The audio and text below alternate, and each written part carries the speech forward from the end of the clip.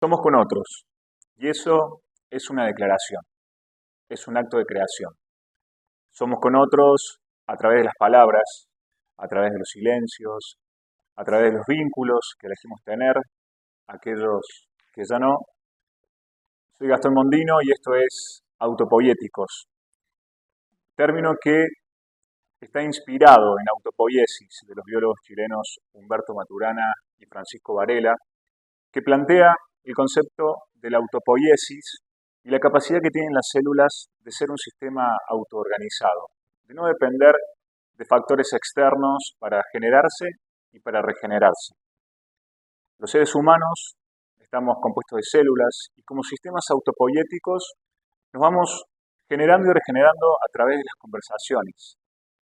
En ese vivir no dependemos de factores externos, de un propósito trascendental, sino que simplemente estamos a través de los vínculos, a través del lenguajear, del relacionarnos, como dicen los autores, nos vamos generando y vamos creando ese presente, ese futuro.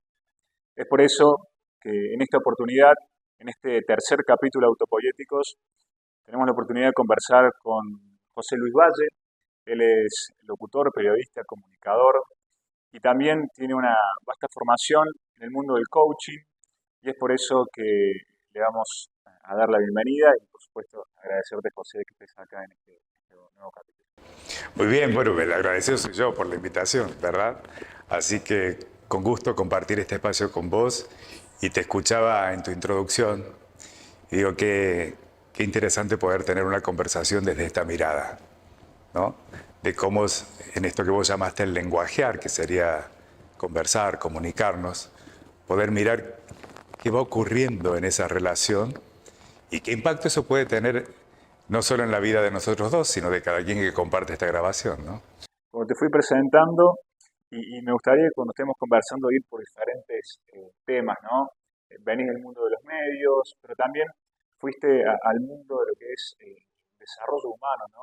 La comunicación llevada a las organizaciones y las organizaciones a la vez están hechas de personas. Pero antes de entrar a eso, y me gustaría preguntarte, si tuvieras que definirte, ¿no? ¿Quién es José Luis Valle? ¿Qué dirías? Uf. Bueno, ¿qué te diría hoy? Yo soy un hombre auténtico, libre, sincero y alegre. Me gustó, me gustó. José, y digo, de esta sinceridad, de esta alegría, me gustaría que podamos conversar un poquito sobre tu etapa en los medios, ¿no? Digo, ¿cómo fue ese elegir, ¿no? El camino de los medios? Anduviste por la televisión, ¿no? Que tiene mucho de creación, de generación también, ¿no? Ya sea de contenidos, de espacios de información y demás. ¿Cómo fue esa elección y de repente ese recorrido también, ¿no? En esa etapa. Eh, no voy a evadir la pregunta, ni quitarme la responsabilidad de las decisiones de la vida, ¿no? Pero pensaba también, y de nuevo en el contexto de tu introducción, ¿habré elegido? ¿Fui elegido? ¿Cómo se dio?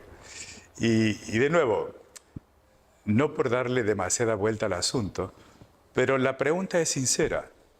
Creo que nosotros compartimos una cultura en donde cada vez más estamos mirando lo que individualmente decidimos, elegimos, y en verdad, yo no creo que exista ninguna posibilidad de hacer algo de manera individual o independiente, sí autónomo. La autonomía creo que es parte de la conquista de las habilidades de ser adulto. Pero no creo que seamos seres independientes y que nuestras elecciones sean individuales. Y ahora voy, sí, a la historia. Porque digo, elegí o me eligió la circunstancia. Fíjate que yo entro a estudiar comunicación queriendo recuperar un amor. Y entonces, al buscarle en la facultad, empecé a escuchar circunstancialmente esas clases. Yo había dejado otra carrera, que era arquitectura, y me empezó a interesar. Y al año siguiente empecé a estudiar comunicación. Por eso digo, definitivamente fue mi decisión. Pero si no hubiera dado ese contexto y esa inquietud inicial, ¿hubiera llegado ahí o a dónde? ¿No?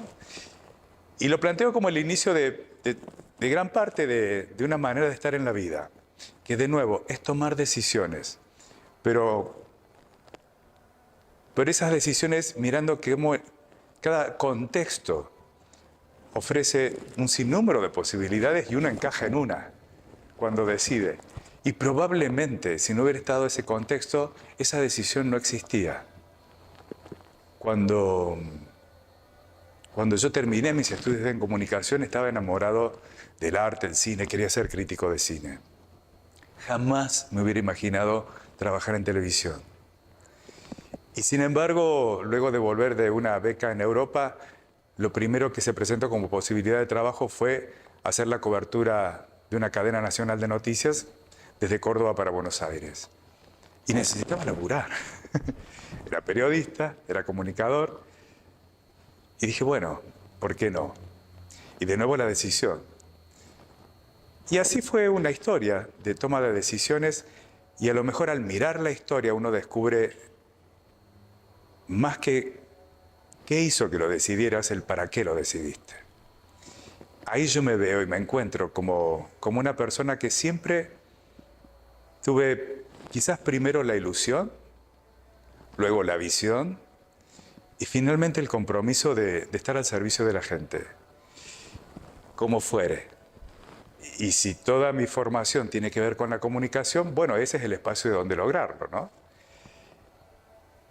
Y tal vez en el inicio fue el periodismo como el espacio desde donde fuertemente creía que uno podía generar un impacto y crear valor y cambiar incluso ciertas tendencias de la sociedad, aquellas que considerábamos que podíamos generar un aporte.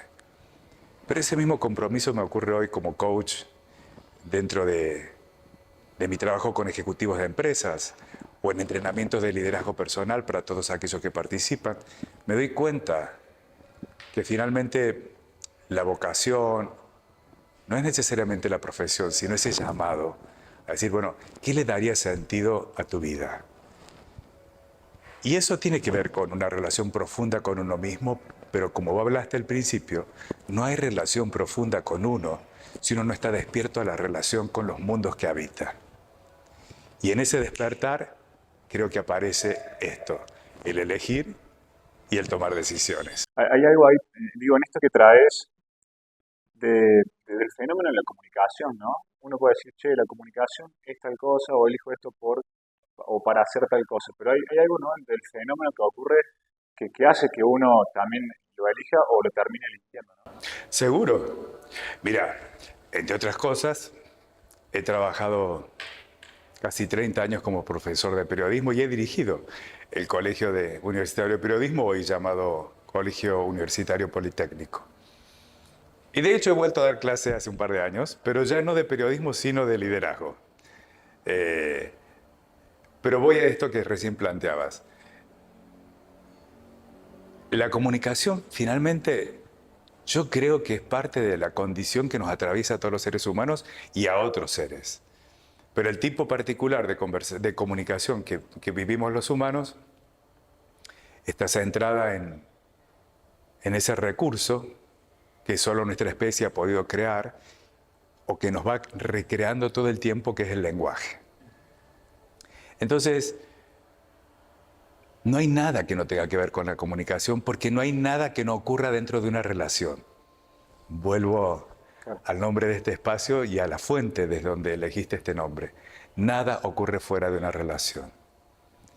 Entonces la comunicación lo atraviesa todo porque somos en ese fenómeno. Hablaste, trajiste, ¿no? Cómo quizás el amor, ¿no? Te llevó hacia la comunicación. Maturana también habla mucho del amor, ¿no? De las relaciones, los vínculos. Digo, ¿cuánto es necesario el amor, ¿no? Dentro de lo que es el fenómeno para poder tomar decisiones también y poder decir, che, decido hacer esto, decido hacer esto no, ir regenerándome en ese aspecto a partir de ese contexto también que trajiste recién, ¿no? Mirar el contexto, mirar la historia. Bueno, como en todo, ¿no? ¿Dónde nos paramos cuando hablamos de amor? ¿Verdad? Porque por supuesto hay mil formas de interpretarlo y quizás todas legítimas. Lo que yo puedo decirlo lo digo desde mi mirada. Y yo entiendo el amor como el espacio para que el otro sea quien es. Entonces, desde ese lugar hay toda una manera de estar parado en el mundo, de vivir y de relacionarse que para mí tiene como fuente eso. Y que creo que está en el seno de la condición humana.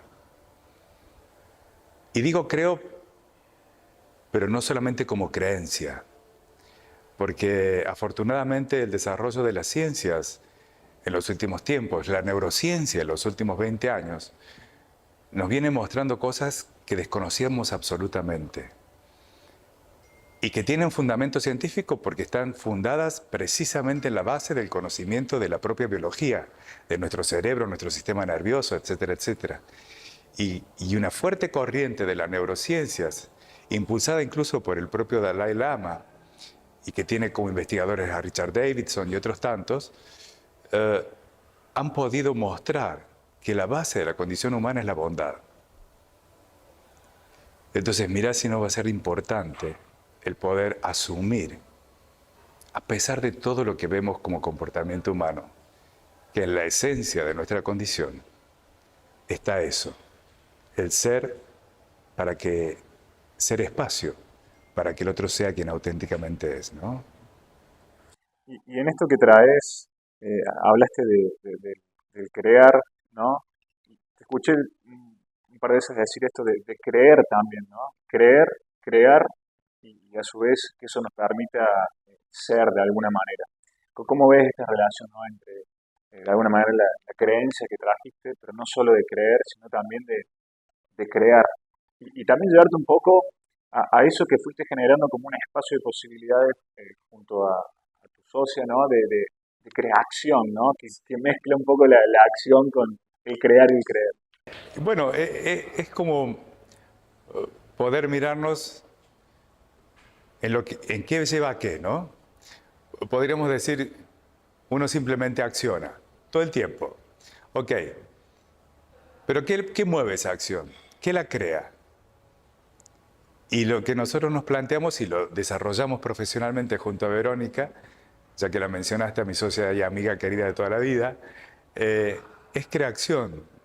Y no voy a hacer aquí publicidad en autobombo, pero es una manera también de lo que decía al inicio, encontrar un espacio de la sociedad, en este caso de las organizaciones y las empresas, en mi consideración uno de los espacios más potables para generar un verdadero cambio social, la educación y la empresa. Creo que es lo más importante que tenemos que mirar, por lo menos en esta parte del mundo. Y nuestra decisión fue esa, decir, ¿en qué somos capaces de creer? ¿Qué futuro apostamos a crear? Y entonces, ¿cuáles son las acciones que vamos a contagiar dentro del mundo de las organizaciones, las empresas y de aquellos ejecutivos que tienen no solo la responsabilidad de desarrollar un negocio, porque la empresa es mucho más que eso, sino la responsabilidad de conducir equipos de personas en la búsqueda de resultados? Fíjate que gran parte de nuestro trabajo es precisamente entrenar líderes. Y el otro día, conversando con algunos ejecutivos importantes, porque tienen un número importante de personas a su cargo, discutíamos qué es el liderazgo. Yo le decía, si quitaran todas las teorías, ¿no? Porque para eso no perdamos tiempo en esta conversación, métanse a internet y hay información de sobra.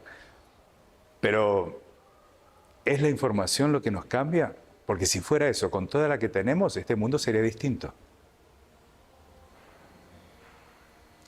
Entonces, ¿de qué se trata esto? Y fíjate que de la relación de esa conversación surgió la idea, precisamente que liderar es una competencia que requiere de habilidades y que el propósito es orientar un sentido común. Entonces, cuando vos lo miras dentro de una organización y una empresa, es súper desafiante asumir eso como el rol de un grupo de ejecutivos.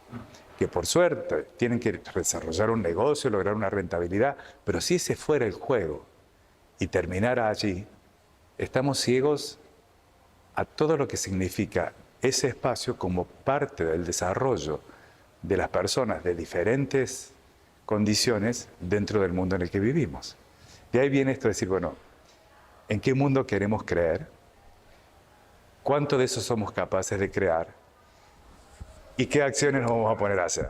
¿No? Poner el Ese es el cuerpo. juego. Así es. No es sin el cuerpo. Y en esto que traes, que me parece súper interesante, ¿no? De información versus experiencia, ¿no? Y tomando un poco lo que traías al principio el contexto, ¿no? Mirar el contexto. Y hay una frase que te la quiero compartir en el mundo de las relaciones públicas, que es no solamente hacer saber, no solamente saber hacer, sino también hacer saber. Digo, en ese mundo, ¿no? de personas vinculadas muchas veces a los resultados solamente y a los negocios, es también traerles un poco o hacerles saber de que hay otra posibilidad de lograr esos resultados o mejores. Bueno, a ver, creo que nos metemos ahí en un asunto bien interesante, ¿no? Porque esto empezó con las creencias y luego en qué quiero creer. Y de nuevo, si lo miramos en contextos o en sistemas, yo por ejemplo pertenezco a una generación a la que llamaron generación X, donde había ciertas premisas de en qué creer y qué era lograr el éxito y de qué se trata plantearse objetivos y cuáles las maneras de alcanzarlo.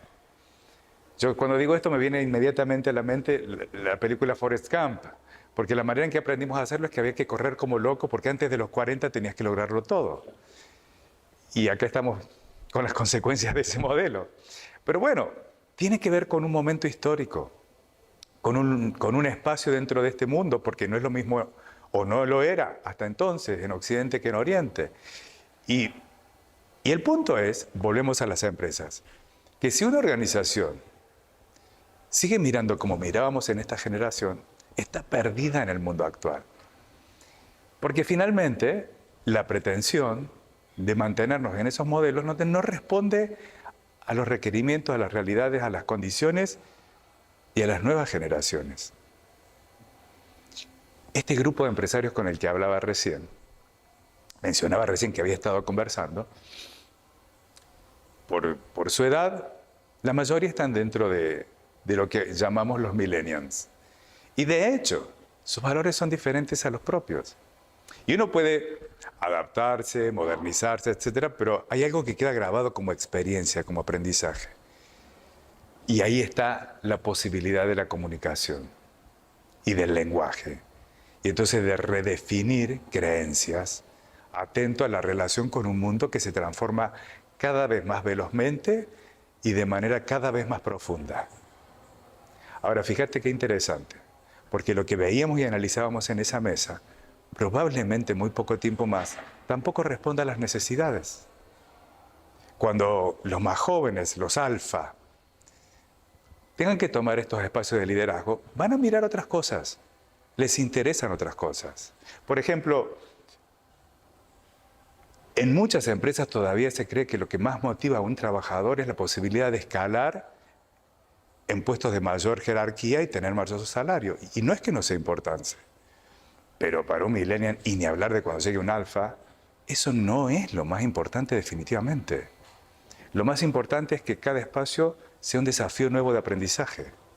Lo más importante es que me importa ascender, tener mayor salario, pero si eso desequilibra mi vida personal, no lo quiero. Y si lo mirara desde mi generación, están locos. No están locos. Miran diferente, creen diferente, crean algo distinto, les importa mucho más una retroalimentación, el desarrollo de la confianza, y en consecuencia su acción es distinta. No sé si mejor o peor, y no sé si la evaluación de mejor, peor, bien o mal, hoy es una categorización suficiente para poder aprovechar la transformación, no solamente de este mundo pequeño que estamos hablando, que es la empresa, sino los mundos que habitamos. Y creo que eso es muy valioso de detenerse, intercambiar Porque no es solamente pensar o intelectualizar, sino que decías, ¿de qué se trata aprender? Por supuesto que puede ser intercambiar interpretaciones, ideas, compartir información y demás, pero si eso no se traduce en resultados que devienen de contagiarnos ciertos comportamientos que tengan que ver con una búsqueda de valores, bueno, lo demás, lo vamos a decir en criollo, es zaraza. Punto. En esto que traes, que me parece también súper interesante, ¿no? En las generaciones y cómo ese puente, ¿no? Termina siendo de alguna manera conectar diferentes preocupaciones, diferentes realidades, y ahí creo que también está el desafío, ¿no? Y la posibilidad o ese gap, ese espacio de mejora, ¿no? De empezar a mirar nuevas posibilidades, ¿no? Y también, bueno, traerte un poco a lo que es la posibilidad, ¿no? De ese encuentro entre diferentes realidades y cómo desde la comunicación, o sea, partiendo del axioma que es imposible no comunicarse, porque de alguna manera esas generaciones se están comunicando, bueno, cómo lo estamos haciendo y de qué manera podemos llegar a hacerlo, ¿no? Y creo que, digo, estás trabajando hace mucho desde el coaching y quiero que me cuentes, bueno, cómo es posibilidad también, ¿no? Esa disciplina para poder mirar, ¿no? Estos aspectos vinculados a la comunicación. Y hablas de algo vos también en tu formación de lo que es la comunicación humana integral, ¿no? Que me parece que es también como un paraguas que también es un punto de partida. Sí, y que me ha llevado a un debate personal interesante, ¿no? Porque, por un lado, yo empecé a darle ese nombre a mi oferta para el mundo, vamos a decirlo así, porque es una oferta de trabajo, una oferta profesional, por cierto, pero que trasciende lo que podríamos en general definir como el propósito de tener un trabajo o una profesión. Para mí, trabajar en la comunicación humana integral es decir, bueno, ¿cuál es el campo de nuevo de impacto en el que yo puedo, y mientras tengo una retroalimentación de que eso crea valor, sostenerme para dejar una huella, para que el día que uno ya no esté en este mundo diga, bueno, ¿cuál fue el sentido de pasar por aquí? ¿Y por qué no solo hablo de coaching? Voy a sincerarme totalmente. Lo primero que me llevó a mirar la comunicación humana integral fue el comprarme los prejuicios sobre el coaching. ¿Qué quiero decir con esto? El ver que cada vez a mayor cantidad de actividades se les pone el mismo nombre y cómo esto estaba de alguna forma, y sigue ocurriendo, desvirtuando de qué se trata la disciplina profesional del coaching. Y en verdad yo sigo siendo de los que lamenta que no haya una palabra en español para traducir esta disciplina, pero no la hay. No es un entrenador, como muchos pretenden. No se trata de eso, no el coaching profesional. El punto es que si esa palabra se utiliza para tan diversas actividades como hasta un jurado en un concurso de un reality show de televisión, pues es cómo yo me diferencio profesionalmente en un mercado que, que muestra esto. Y ahí fue como empezó la primera inquietud. La segunda fue darle un sentido real, no solamente poner un nombre diferente a lo que haces, darle un sentido verdadero. Y fíjate que paradójicamente, al darle un sentido real a la comunicación humana integral, recupero el valor del coaching profesional. Por eso digo con orgullo. Claro, claro, digo con orgullo, yo soy coach profesional y no tengo que disimularlo. En todo caso, hacer docencia de qué se trata y que no tiene nada que ver con un abordaje terapéutico, no tiene nada que ver con un entrenamiento, sí tiene que ver con el desarrollo de habilidades. Pero desde un lugar muy particular que solo el coaching profesional ofrece. Y es que un entrenador está por encima de quien entrena. Un terapeuta tiene una formación profesional que le permite hasta diagnosticar a su paciente, por eso se llama paciente. Y en todas estas relaciones, quien tiene autoridad es sobre este. El coaching ocurre así. El coach tiene una autoridad que se la da a su cliente. No la tiene por sí. Por eso, la calidad del coaching no depende exclusivamente de la calidad del coach, sino de la calidad de la relación que ocurre entre este profesional y su cliente. Lo que produce la transformación no es el coach, es su habilidad para crear una relación tan valiosa que su cliente pueda expandir su propio poder. Por eso no es cierto que el coaching empodera. El coaching crea un contexto para que un cliente expanda su propio poder. Porque si fuera el coaching lo que lo empodera, cada vez que necesite algo que no está pudiendo y necesita poder, tiene que recurrir a un coach que lo acompañe a desarrollarlo. Ese tipo de relación de dependencia no tiene nada que ver con el coaching profesional y con el fenómeno de la relación de coaching. Entonces, para simplificarlo, yo muchas veces a clientes que nunca han hecho coaching profesional les digo, mira, si lo tuviera que decir de manera muy simple, lo que yo te ofrezco es como ser tu socio circunstancial, estratégico. No porque yo te vaya a decir qué te conviene, por dónde vas, consejo jamás. Pero todo lo que tengo para ofrecerte, y no es poco, son preguntas que nunca te has hecho. Y que si tienen sentido para vos, seguramente nadie mejor que vos va a saber aprovecharlas. Y cuando eso se oriente hacia un plan de acción, te acompañaré en cómo llevas estratégicamente ese plan, en búsqueda de los resultados que sea en el ámbito de la vida que fuere. Luego, algunos nos especializamos en ciertos ámbitos, como en el coaching ejecutivo. Pero de eso se trata. Por eso digo, es una comunicación humana y es integral. Porque el coaching puede ser ejecutivo, puede ser deportivo, puede ser, pero sí es coaching. Lo que hay es una transformación de la persona, no de una competencia para un rol determinado. Y esa transformación personal le permite expandir su poder de acción en cualquier ámbito de competencia. Súper, súper interesante y me traes a esto, ¿no? A lo que comenzaste diciendo al principio de la autenticidad, de la alegría. Y también quiero preguntarte, llevándote, que lo traigas vos, ¿no? A esto que creaste, ¿es compatible la serenidad y la ambición? Totalmente.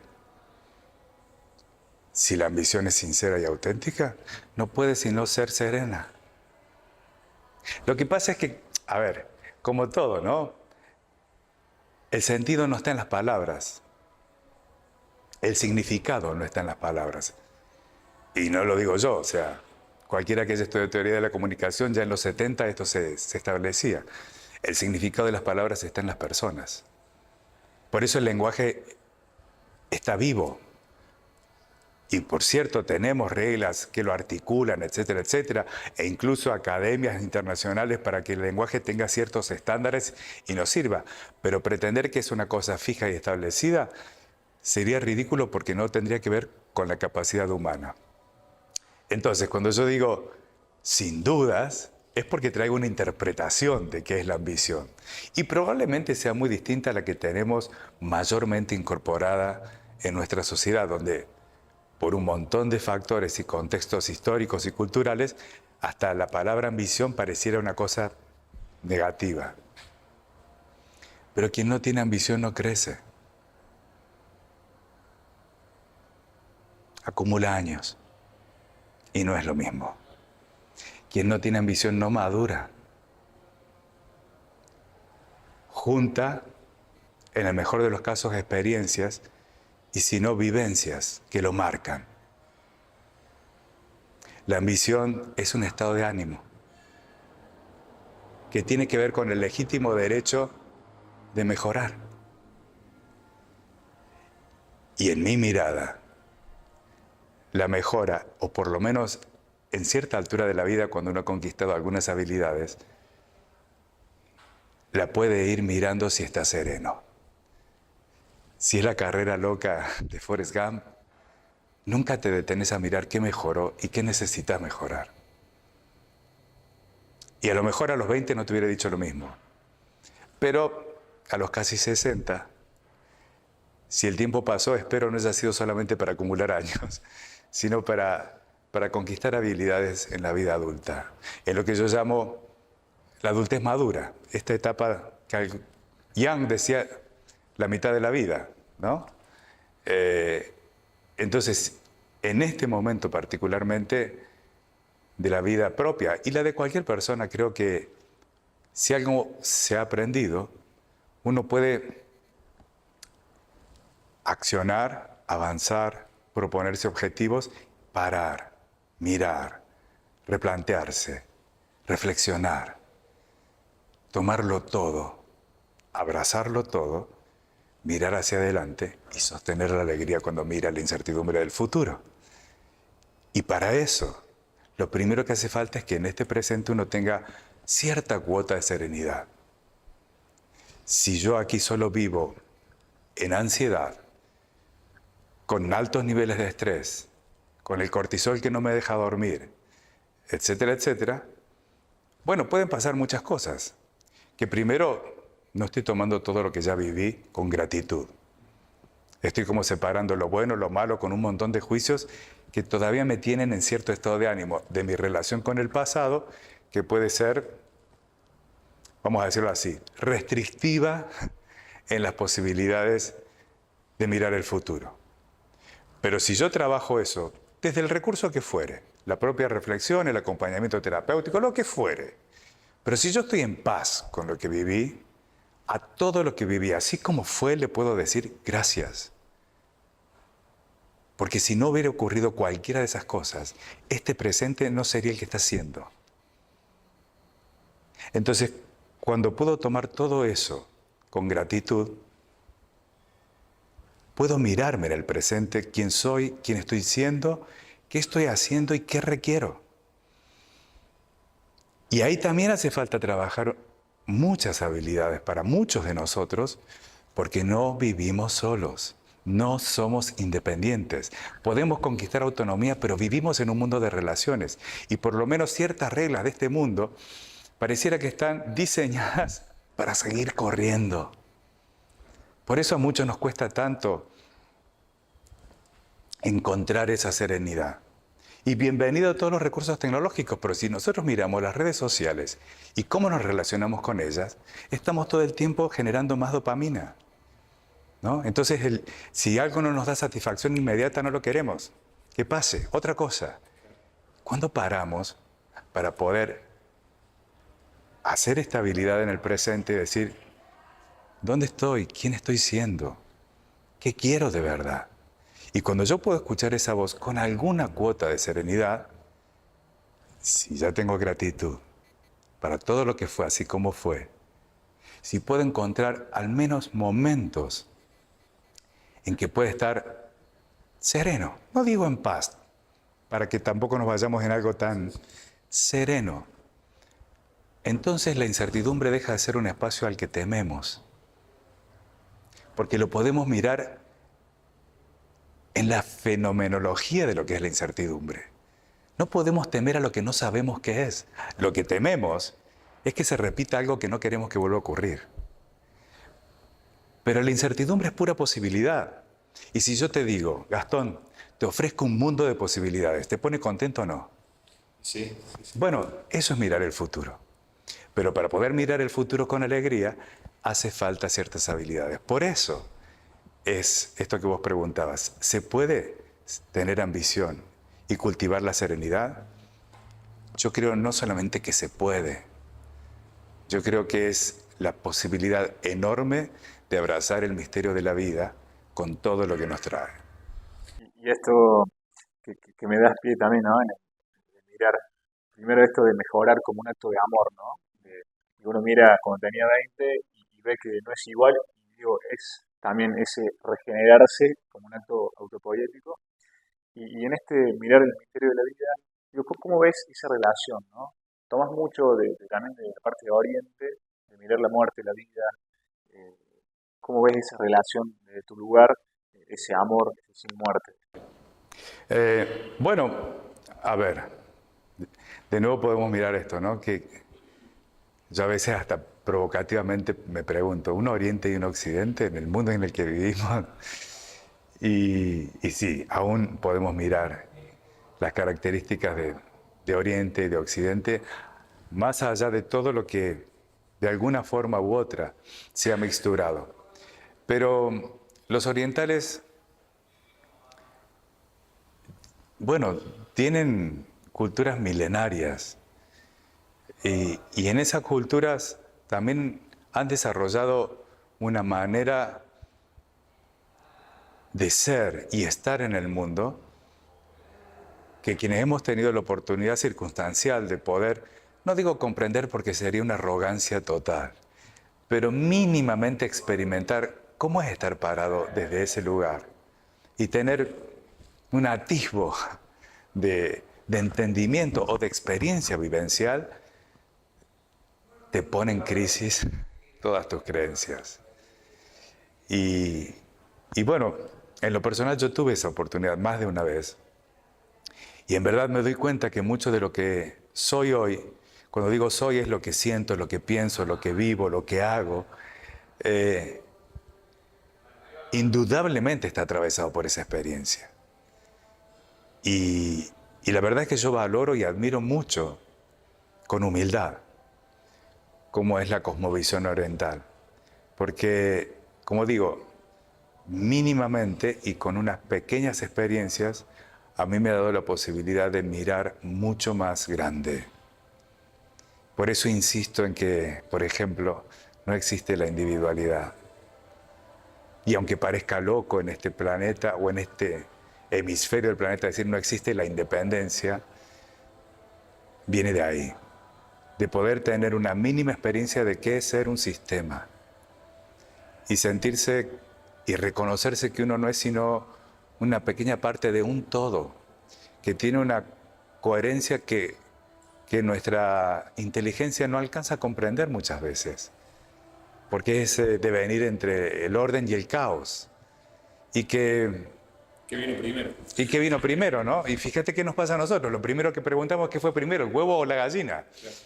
Esa pregunta en Oriente no tiene ningún sentido. Porque la vivencia es que no estoy yo parado aquí y el mundo, sino que estamos siendo y que hay un único ser. Fíjate, yo estuve un par de veces en India. Y India es un país que tiene, creo que más de 16 idiomas oficiales. El inglés, por supuesto, el primero es el hindi. Y una de las cosas que yo no podía comprender con mi lógica occidental es que en el hindi no existe la palabra yo. Es decir, bueno, pero ¿cómo te relacionas? Porque bueno, para nosotros la experiencia, y la experiencia nos atraviesa como si esa fuera la verdad, es que yo puedo reconocer el mundo a partir de distinguirme, de diferenciarme de. Yo sé que soy José Luis porque no soy Gastón, porque no soy esta planta, no soy esta pared, no soy esta luz, no soy este micrófono, no soy esta cámara. Y me defino a mí por no ser lo que otros son u otras cosas son. La cosmovisión oriental es diferente. No hace falta diferenciarme. Se es, se existe. Y podría conversar con vos un montón sobre esto, pero me parece que ese ejemplo nos demuestra también que con todo lo que podemos desarrollar como seres humanos, lo mismo que nos permite expandirnos es lo mismo que nos limita. Nuestra propia condición humana. Por eso necesitamos una manera de interpretar para poder ver desde dónde nos paramos a vivir, ¿no? Hay esto que trajiste, ¿no? El otro día leyendo en los desafíos que tiene cada generación, hablan de estas generaciones nuevas, la alfa, la beta, que son los que nacieron. El desafío va a ser volver a lo humano, ¿no? Así como otros tenían el desafío de lo digital, lo analógico, el desafío de ellos, nativos digitales, va a ser volver a lo humano. Y digo, ese volver a lo humano, ¿no? Es como fuerte. Y bueno, quiero que me dé pie también para que hacerte, son dos preguntas de la persona invitada que estuvo en el encuentro anterior, ¿no? Miriam Miles, que hizo dos preguntas para vos. Bueno, tenés que elegir una que la vas a leer a la pregunta. Ok, me gusta. A ver, La veamos. otra se autodestruye. Ok. ¿Qué es lo que más abrazas de tu ser? ¡Wow! Eh, me conmueve la pregunta, porque tiene directa relación con lo que acabamos de hablar. A ver cómo lo muestro. En ese primer viaje a la India, hay cosas que uno no puede comprender, pero se da cuenta que son las vivencias de tu verdadero ser. Yo fui a la India con mucha curiosidad. Nunca supe por qué en la vida me despertó tanta curiosidad la India, pero yo desde pequeño, y no tiene nada que ver con el contexto en el que me crié, me eduqué, nada. Pero la sola imagen de un dibujo de la India con sus ojos grandes o la música, había algo que se movía y yo no tenía explicación. Entonces, como buen periodista, me dirigí por la curiosidad y yo recuerdo todavía hoy en el cuerpo qué me pasó cuando bajé del avión y puse un pie en esa tierra.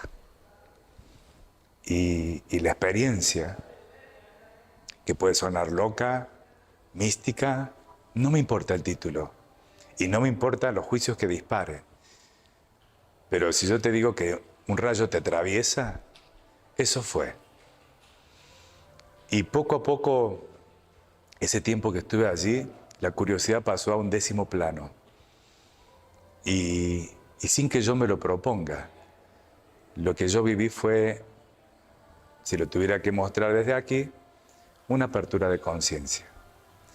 Fue un abrir el corazón, abrir la mente, entrar en un mundo que no solo funciona distinto, sino que es otro mundo. Y en donde los límites de lo que nosotros llamamos realidad, ellos le llaman Maya, que sería la ilusión. Entonces, la pregunta, ¿qué es lo que más abrazás de tu ser? Tiene que ver con eso, con que ser es finalmente un misterio. Y creo que el paso por esta vida es poder crear una manera de ser y estar que eventualmente nos conecte con ese misterio, el de existir. Y ese abrazo también, ¿no? Hacia uno o hacia vos, digo, es un acto de amor, ¿no? Digo, un acto de crearse, de creerse y también de accionar, ¿no? Y bueno, esta segunda pregunta, te dejo que la elijas vos. ¿Querés responderla acá o querés llevarte? No la La respondo. respondás, claro. Si no, la gente se va a sentir con. Para eso estamos, ¿sí? ¿De qué te diste cuenta en el camino recorrido que fue la clave en tu transformación?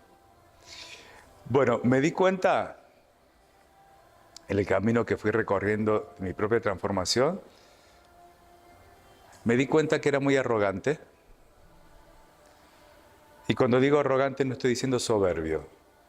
Digo que me arrogaba mayores poderes, mayores capacidades, mayores que las que realmente tenía. Me di cuenta del poder de la humildad. Y me di cuenta que no necesitaba demostrar nada. Y que muchas veces los lugares socialmente valorables que he ocupado en el camino de la vida estuvieron guiados por un primer motor de querer demostrar valor.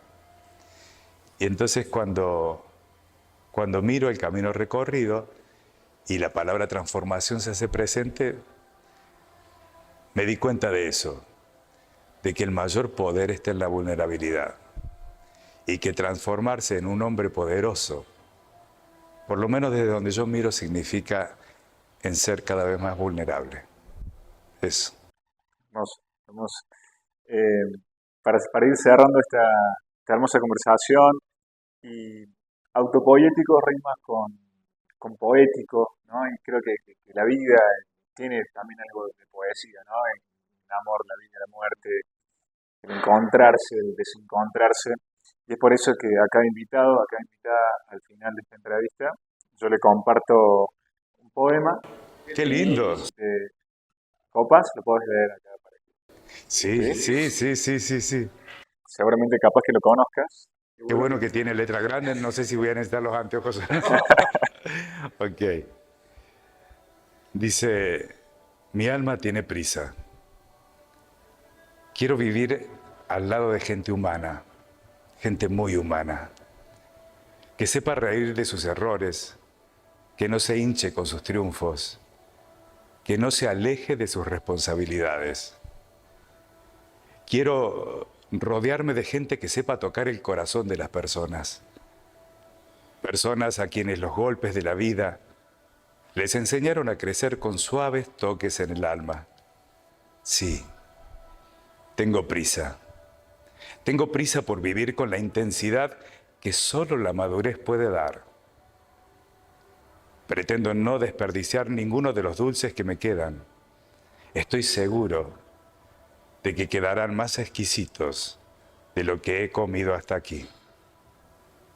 Mi meta es llegar al fin satisfecho y en paz con mis seres queridos y con mi conciencia. Tenemos 2 vidas y la segunda comienza cuando te das cuenta que solo tenés una.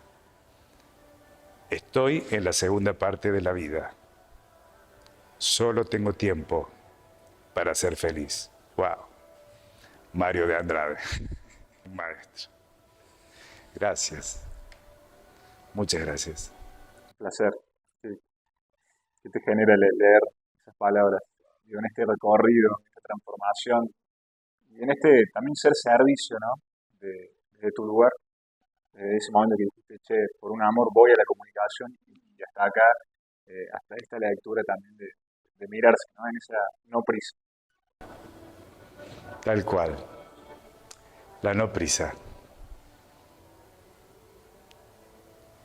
Y el silencio, que es parte de la conversación. Sí.